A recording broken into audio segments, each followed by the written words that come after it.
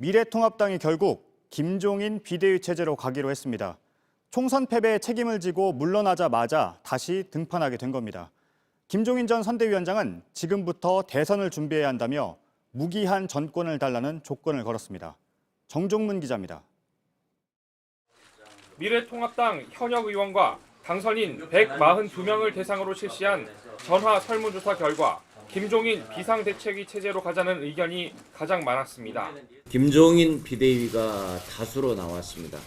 그래서 김종인 비대위로 앞으로 가도록 할 생각이고요. 비대위 체제를 놓고 갈등이 커지자 내 이름을 거론하지 말라고 했던 김 전 위원장도 태도를 바꿨습니다. 대신 임기에 제한을 두지 않고 전권이 주어져야 한다는 조건을 걸었습니다. 당장 2년 후 대선을 준비해야 한다고 했는데 그래서 비대위의 운영 기간도 못 박지 않았습니다. 결국은 대선에 확실하게 보일 수 있도록 일을 해주고 나와야 되는 거예요. 불씨는 남아 있습니다. 이번 설문에서 전당대회를 열어 새 지도부를 뽑자는 의견이 약 30% 수준으로 나타났는데 언제든 다시 터져 나올 수 있습니다. 당장 조기 전대를 주장했던 조경태 최고위원이 김종인 체제에 대한 지지가 과반을 넘지 못했다고 반발했습니다. 또 다른 쪽에선 21대를 이끌 당선인 중심으로 결정해야 할 사안이란 목소리도 나왔습니다. 정진석 의원은 낙선한 심재철 당대표 권한대행이 결정을 이끈 걸 두고 권한을 넘어서는 일이라고 지적했습니다.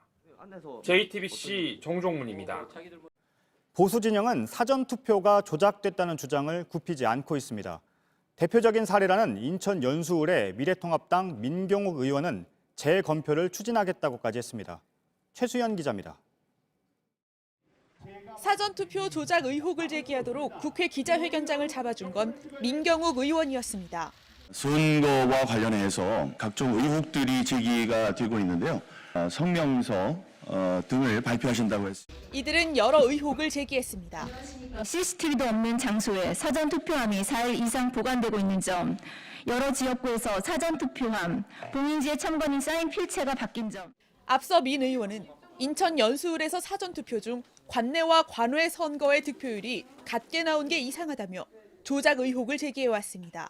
똑같은 비율의 사람이 저를 좋아하고 똑같은 비율의 사람들이 정의용 후보를 좋아하고 그거는 좀 이상하죠. 네.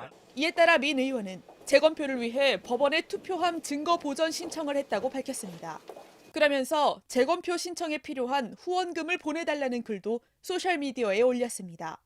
하지만 같은 당 통합당 내부에서도 계속 우려의 목소리가 나옵니다. 이번 선거에서 당선된 정진석 의원은 페이스북에 선거 부정 시비는 정도가 아니라며 당이 나설 일도 아니라고 자제를 촉구했습니다.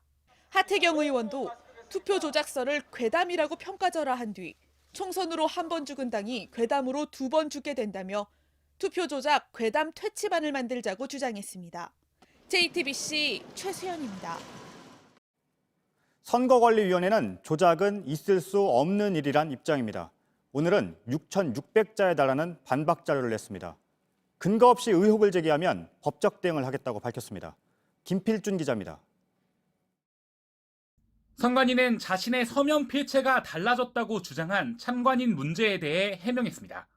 참관인 정모 씨가 봉인지에 서명한 사진 8장을 공개하면서 모두 정 씨의 필체로 확인된다고 밝힌 겁니다. 그러면서 해당 봉인지에 서명한 다른 참관인으로부터 모두 본인 서명이 맞단 확인을 받았다고도 밝혔습니다. 이어 선관위는 사전투표 결과 조작 의혹 자체에 대해서도 지나친 비약이라고 일축했습니다. 앞서 일부 보수 유튜버들은 서울, 인천, 경기 지역의 사전투표에서 민주당과 통합당 후보의 평균 득표율이 63%대 36%로 일정하다며 수상하다는 주장을 내놨습니다. 하지만 이에 대해 선관위는 전수조사 결과 해당 비율을 보인 건 253개의 선거구 중 17개에 불과하다고 밝혔습니다. 해당 지역구의 유권자 성향일 뿐 개표 과정과는 무관한 결과란 겁니다. 이에 따라 선관위는 제기된 의혹들에 대해 법적 절차에 따라 투표지 등 모든 근거를 공개할 의향이 있다며 무모한 의혹만으로 사회 분위기를 어지럽히는 행위에 대해선 고발 등 강경 대응하겠다고도 선언했습니다. JTBC 김필주입니다.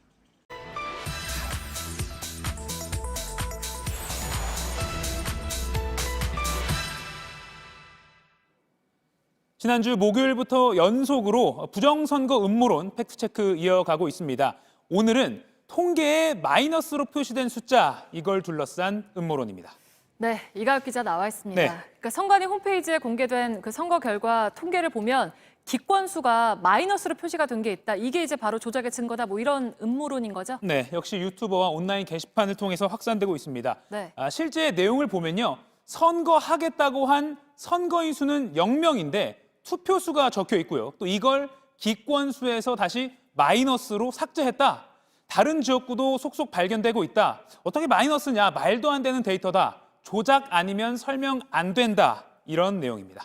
네, 이번 총선 결과 통계에서 일일이 다 확인을 해봤죠? 네, 그렇습니다. 온라인에서 이 수상한 사례라고 꼽히고 있는 경기 고양정 지역구 결과를 보시죠. 이 선거인 수 0명, 그리고 투표수 9, 다시 기권수가 마이너스 9입니다. 주황색으로 표시했습니다. 네. 저희가 전국 253개의 선거구를 다 확인해 보니까 총 242개의 지역구 통계에서 이렇게 선거인 수 0, 기권수는 마이너스 이 수치가 나타났습니다. 수상하다고 하기에는 너무 많은 그러게요. 그런 숫자죠. 네. 아무 문제 없는 정상적인 통계입니다. 핵심은 국외 부재자표, 가로 열고 공간, 바로 이 주황색으로 표시한 이 항목입니다. 좀 낯섭니다. 네. 이 칸에 표시된 투표 수치는요. 투표지 회송이 불가능해서 현지에서 개표한 국외 부재자표라고 보시면 됩니다. 이게 무슨 말이냐면요. 이미 지난달 23일 팩트체크 시간에도 저희가 전해드렸습니다만 원래 재외선거는 표를 한국으로 비행기로 가져와서 맞아요. 한국에서 개표를 합니다. 네. 하지만 이번엔 코로나19 때문에 상당수 항공편 운항이 중단됐습니다. 이럴 경우 선거법에는 현지 공간에서 개표하라고 되어 있습니다.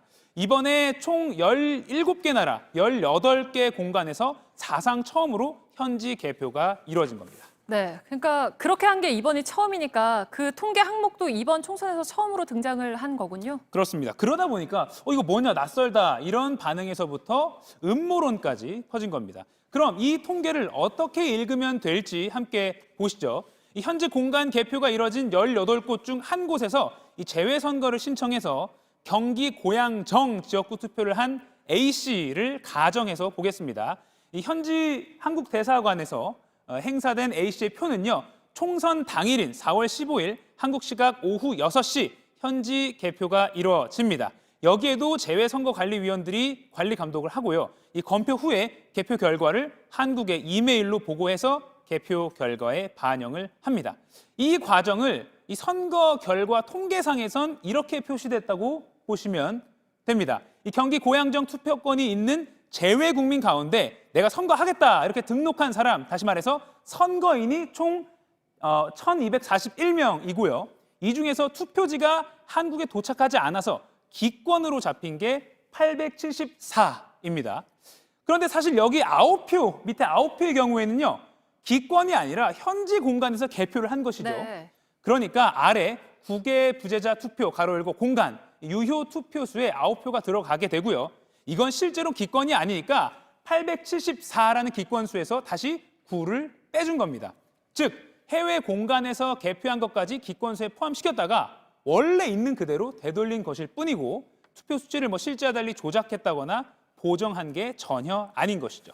네, 그러니까 마이너스라는 게 뭐 별다른 의미가 아니라 그냥 기권으로 중복 집계된 걸 바로잡는 개념인 거군요. 네, 그리고 그렇습니다. 끝으로 이거 말고 다른 지역 사전투표 통계에서도 기권에 마이너스 숫자가 있다, 뭐 이런 지적이 있잖아요. 이거는 어떤가요? 네, 역시 설명이 가능한 그런 숫자입니다. 네. 일부 지역구에서 투표나 또 개표상에 실수가 있을 때 나타납니다. 앞서 보신 경기 고양정 선거 결과에서도 나타났는데 현재 선관위에서 경위를 파악 중입니다.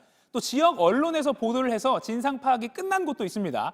전남 여수시 월호동 비례대표 관내 사전투표의 경우에는요. 선관위가 확인한 결과 관외 사전투표를 한 투표자가 투표지를 원래는 관외용 봉투에 넣어야 되는데 넣지 않고 그냥 이 종이를 투표함에 바로 넣는 실수를 했고요. 이게 관내 사전투표로 반영되면서 기권표 하나를 줄인 겁니다. 선거 결과에는 영향이 없기 때문에 여야 선관위원 등이 이의 제기를 하지 않고 마무리됐습니다. 이렇게 투개표 과정에서 실수는 종종 발생하는 것이고요. 당락에 영향이 없는 경우 모든 참관인 합의하에 진상 파악으로만 마무리가 됩니다. 네, 팩트체크 이가혁 기자였습니다.